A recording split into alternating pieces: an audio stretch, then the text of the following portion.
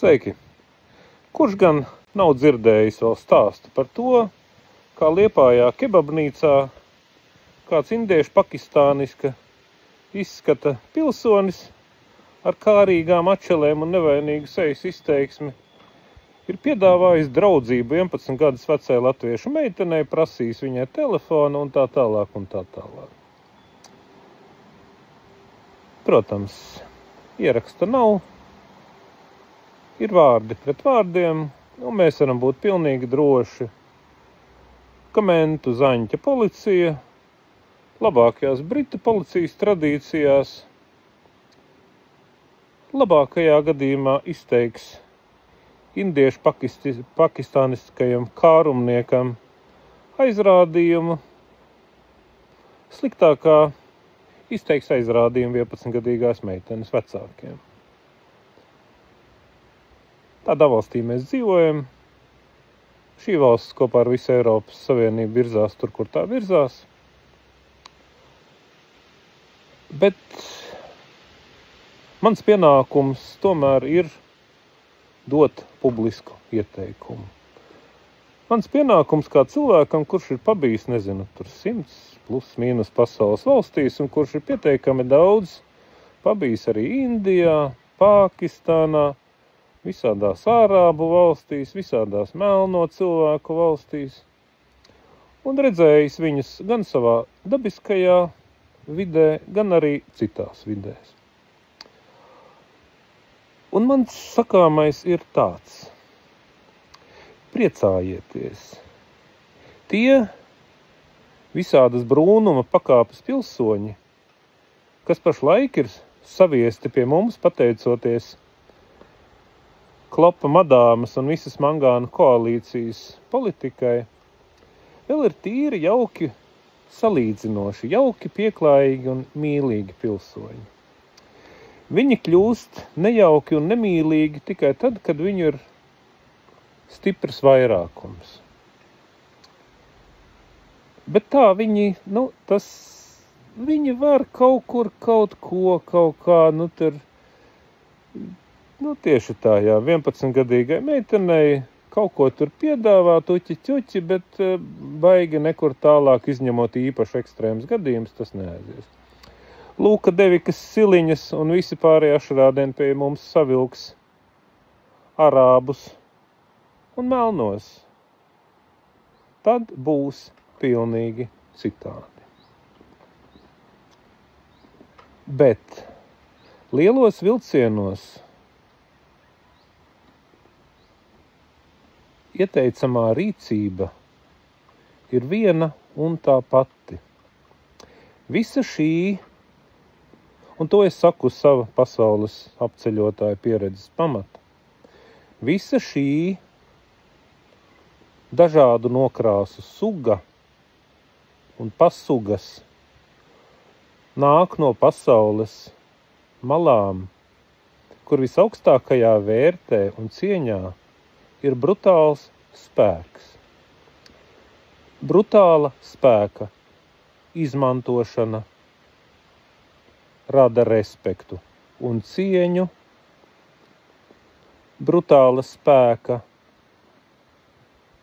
un vardarbības neizmantošana rada pārliecību, ka tie ir vājie un mīkstie, ar viņiem var darīt visu, kas ienāk prātā.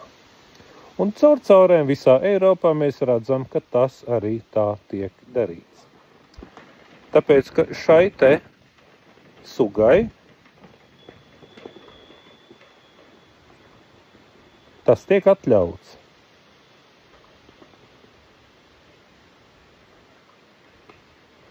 Es neaicinu uz vardarbību tiešā veidā.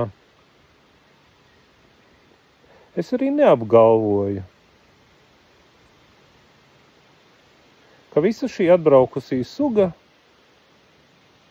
ir vardarbīga un to vien domā, kā tikai tik pie kādām baltām miesām. Pasaulē viss ir daudz sarežģītāk.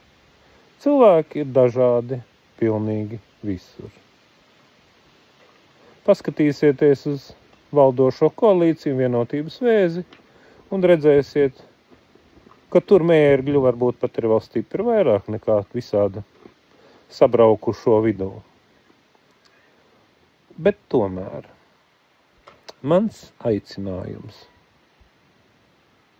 un ieteikums ir skaidrs, gaišs un nepārprotams. Ja jūs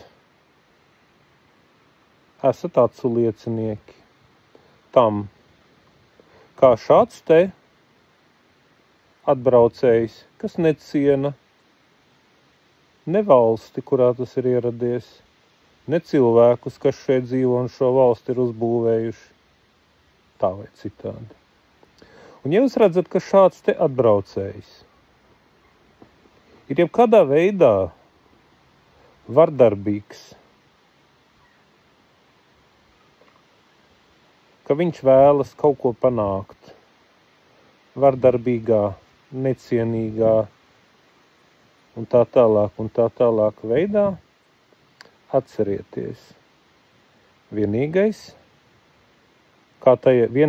ko ciena tajās pasaules malās, no kurām šie pilsoņi nāk, ir brutāls, pārliecinošs spēks, kas tiek izmantots, lai otrais nekas tāds prātā vairs nenāktu. Jūs, protams, varat tā nedarīt. Jūs varat saukt policiju, jūs varat domāt, ko es, gan jau kā cits. Bet tad viens Liepājas kebaba gadījums pārvērtīsies par 10 pēc mēnešiem, pēc mēneša, 100 pēc pusgada un 1000 pēc pāris gadiem. Un agri vai vēlu, tā būs arī jūsu meita, sieva, māsa, draudzene, radiniece, kurai uzmāksies, kuru apgrābstīs, kuru izvaros, kuru sadurs, kuru nogalinās, un kad jūs tad brēksiet un vaimanāsiet. Ai dieniņ, kur gan skatās policija, un kā gan mēs tā nonācām, paskatieties spogulī. Tā notiks tāpēc,